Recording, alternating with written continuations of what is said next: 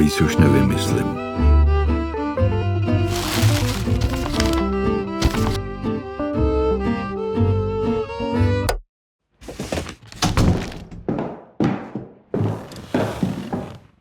Dobrý den. Jmenuji se Jan Amos Komenský a celý svět mě zná pod jménem Comenius, učitel národů. Moje heslo Schola Ludus, škola hrou, je stále aktuální.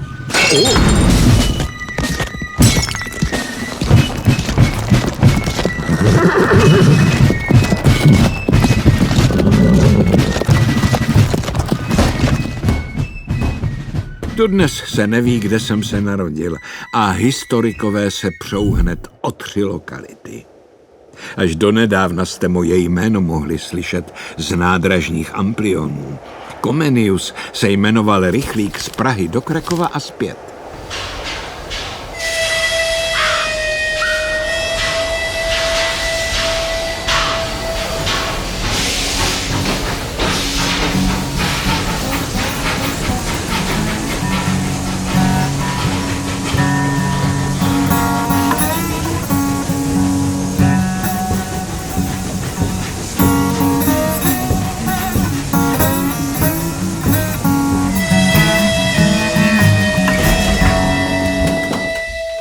Česká republika je rozlohou malá země, o které se ale říká, že je srdcem Evropy.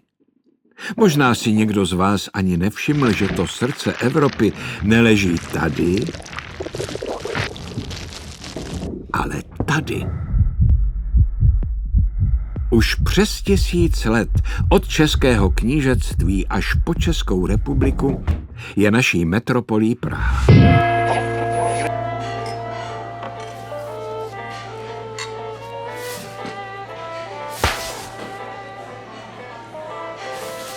Ne nadarmo se jí říká Praha, matka měst.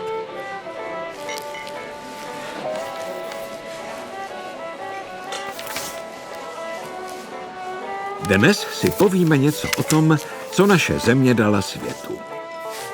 Odedávna tu vedle sebe žili Češi, Moravané, Slezané, čeští Němci a Židé. Narodili se tu osobnosti světového významu z oblasti vědy i umění.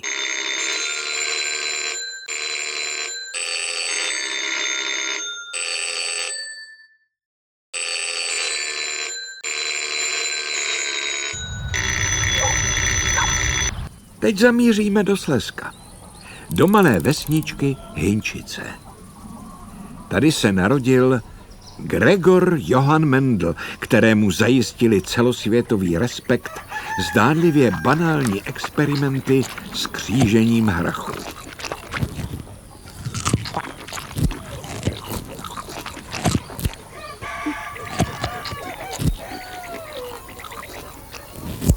Tento augustiniánský mnich svými objevy položil základy nové vědní disciplíny genetiky.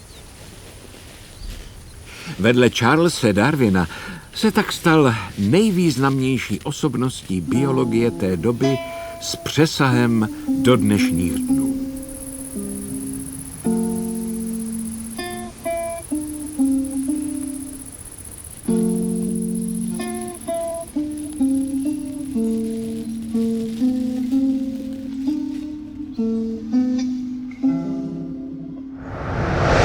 Nedaleko odtud, v městečku Příbor, přišel zase na svět zakladatel moderní psychologie a psychoanalýzy Sigmund Freud.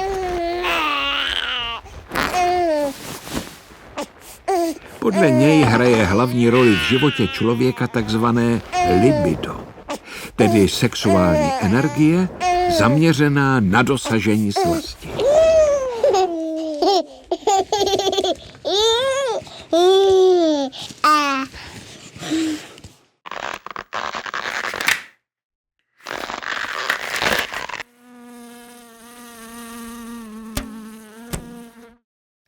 Jen těžko se dá vyčíslit, kolik životů a materiálních hodnot zachránil vynález Prokopa Diviše,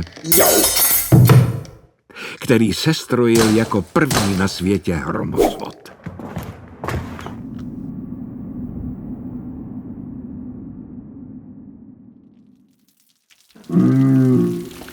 Celý svět však tento vynález neprávem připisuje Američanovi Benjaminu Franklinovi, který ale zkonstruoval hromosvod až o 4 roky později.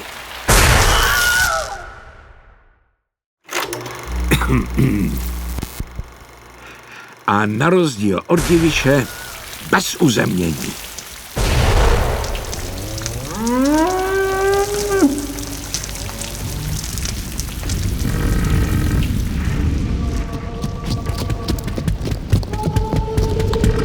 Abych nebyl ke Spojeným státům nespravedlivý.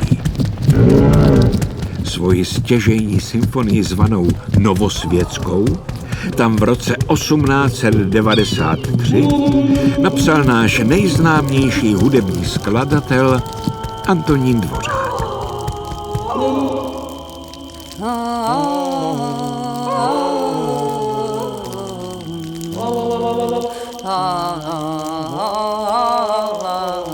Přitom chybělo jen málo a místo dráhy hudebního skladatele by pokračoval v rodinné tradici jako řezník. Novosvětská nepatří jen mezi nejhranější symfonie na naší planetě, ale byla i první skladbou hranou na Měsíci.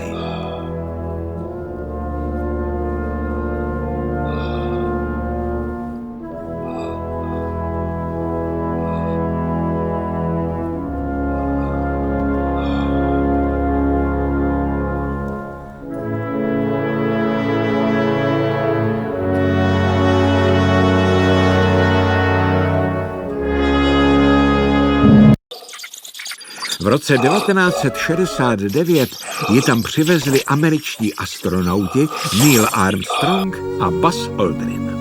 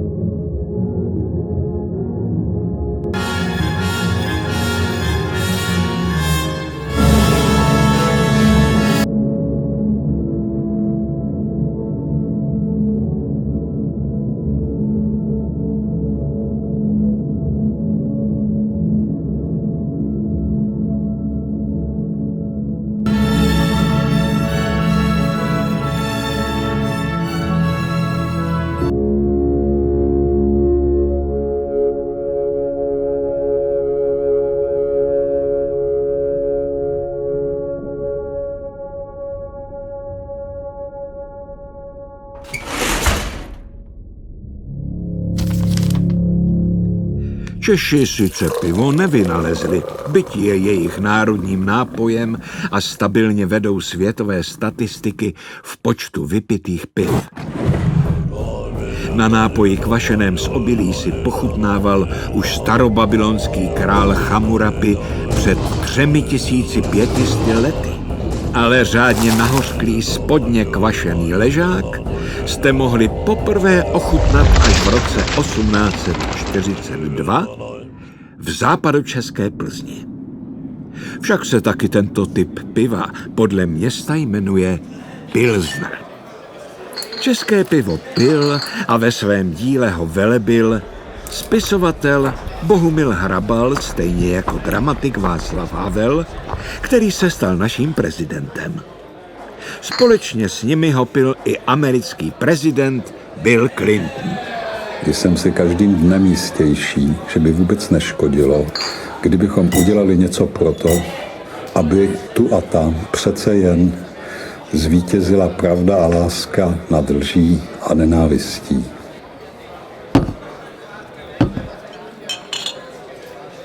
I did not have sexual relations with that woman.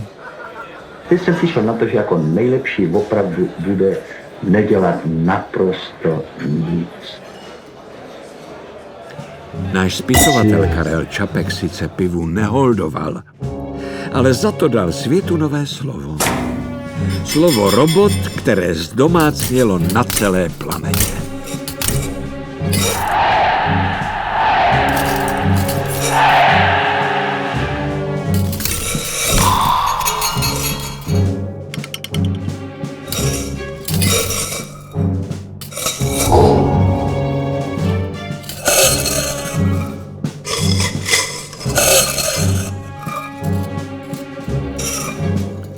Ve svém apokalyptickém dramatu R2R z roku 1920 tak pojmenoval stroje, které se vzhledem i inteligencí podobaly člověku.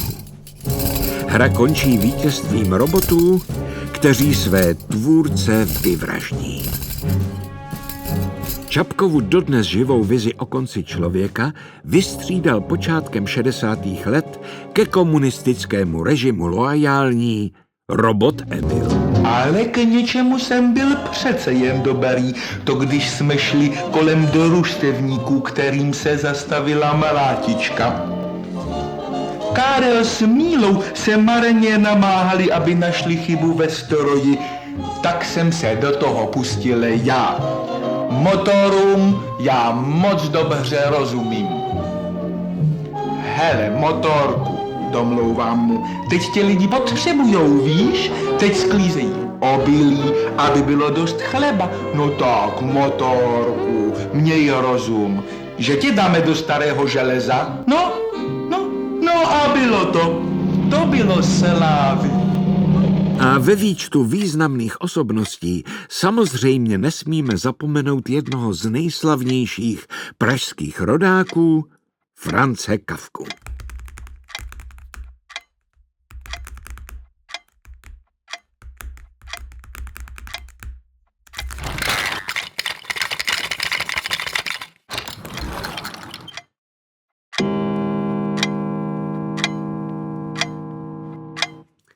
Své povídky a romány jako Proměna, Zámek, Amerika či Proces psal až po práci, když se vysvlékl z role pojišťovacího agenta.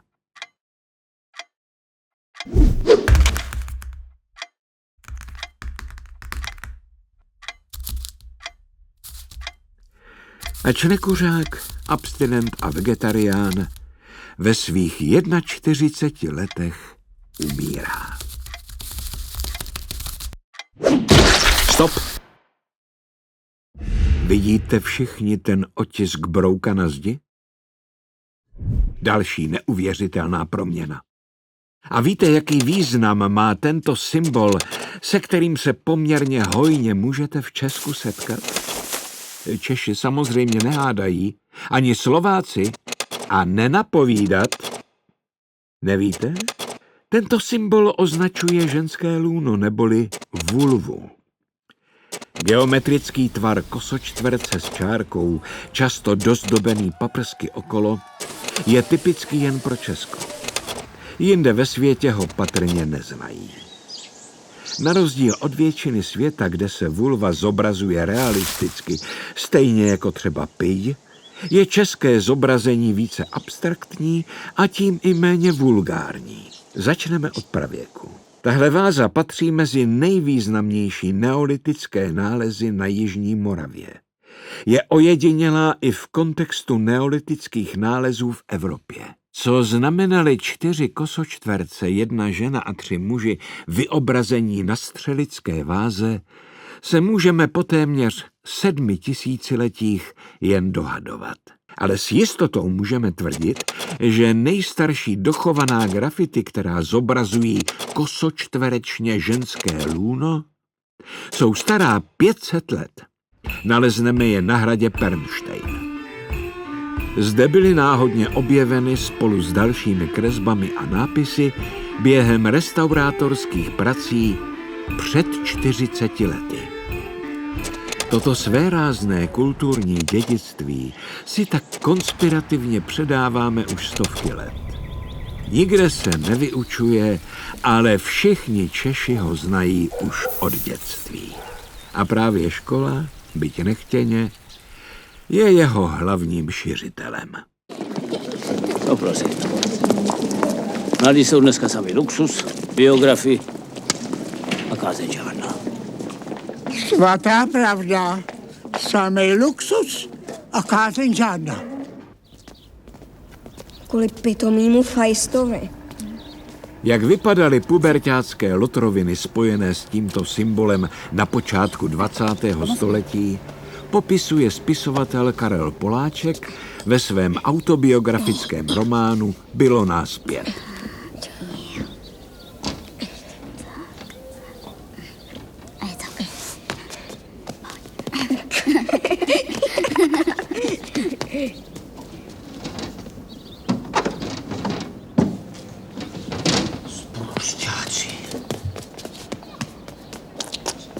Hulváti!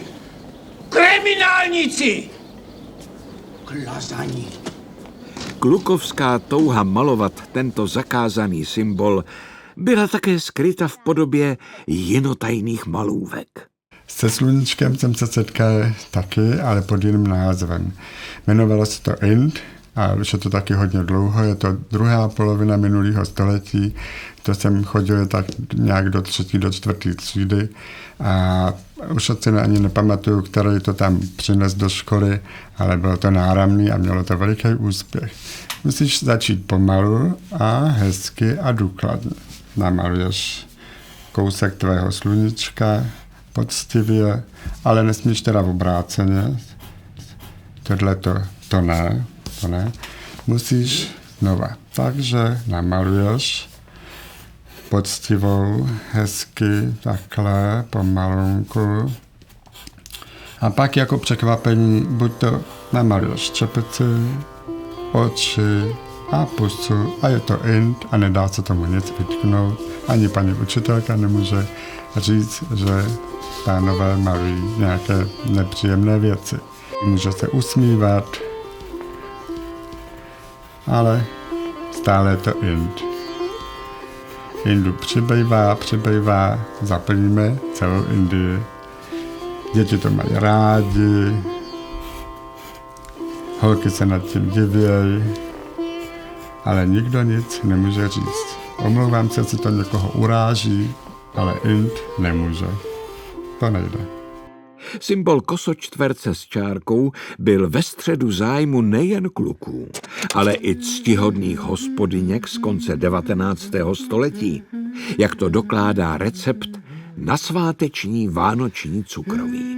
U nás doma se dělalo cukroví, který pocházelo z rodiny mojí prababičky z Vysokého Mýta. A to se ukládalo do takových plechových krabic, na kterých bylo vždycky napsáno, co tam patří. No a na jedné té krabici bylo napsáno kosočtverečky. Ale zároveň tomu cukroví, který se tam ukládalo, všichni doma říkali nemravky. Takže jsem se všech dotazovala, proč se tomu teda říká nemravky, když jsou to kosočtverečky.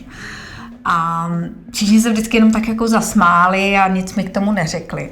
Až můj teda starší bratr se jako nade mnou jako smiloval a vysvětlil mi, že se tomu říká nemravky, protože je tam jistá jako vizuální podobnost mezi tím cukrovým a ženskými genitáliemi. Takže jsem si vzala kapesní zrcátko a šla jsem do koupelny to zkoumat, jestli to teda opravdu odpovídá. A jako zjistila jsem, že jo, že si s tím teda, jako si s tou nadsázkou by se to jako chápu, proč se tomu tak říká. No a protože je to báječný cukroví, tak se ráda podělím o recept. Je to teda nepečené cukroví, takže potřebujete 30 deka mletých vlašských ořechů, 24 deka práškového cukru, to se smíchá s jedním bílkem a 2 až 3 lžíce rumu, to je zásadní. To těsto se vyválí a potře se polevou. A ta poleva se vyrábí taky z práškového cukru, na 10 deka cukru stačí tak 2 lžičky horké vody a pár kapek citronu, aby to mělo takovou konzistenci kondenzovaného mléka. A když se to potře, tak se to hnedka nakrájí na ten tvar těch kosočtverečků a doprostřed se dá půlka vlašského ořechu. Tak vám přeju dobrou chuť. Ve 20.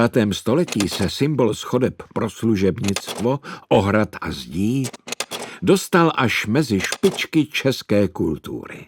Za jedno z prvních děl pop artu v bývalých socialistických zemích je považován obraz Žena s mávátkem od Jiřího Načeradského.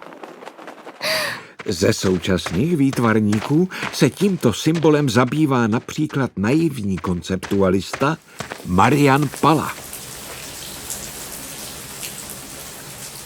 Ale tím prvním výtvarníkem, který povýšil kosočtverec s čárkou na umění, byl ve 30. letech Jindřich Štyrský.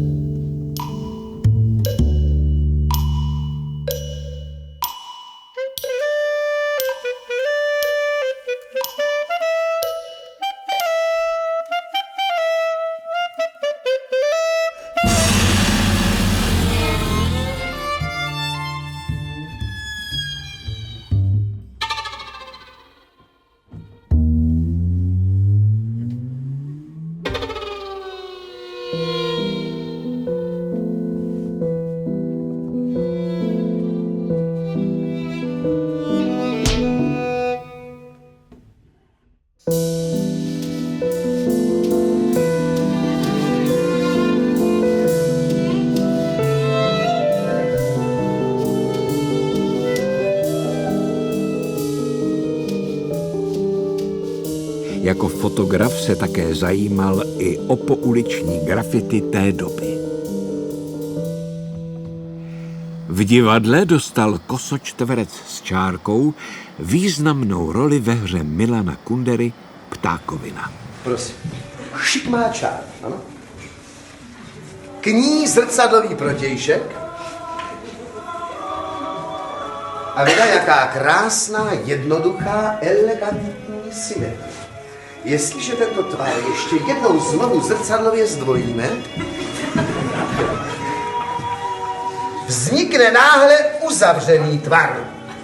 A zajímavá věc, už paleolitický člověk velice dobře cítil, že nejdůležitějším v tomto ornamentu je jeho střed. A ve chvíli, kdy ho vyznačil, přestává být náhle tento útvar prázdnou abstrakcí a znamená najednou velice konkrétní věc.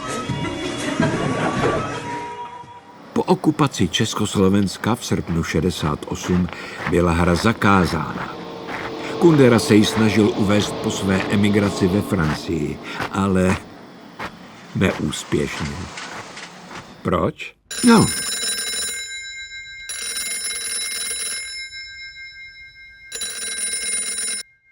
Halo?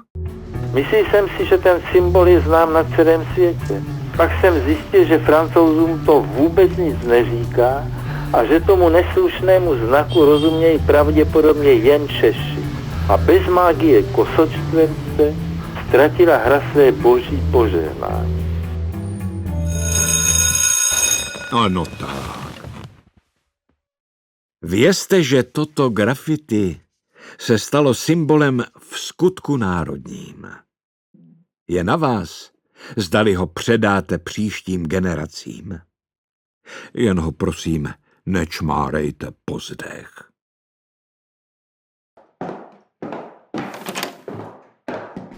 A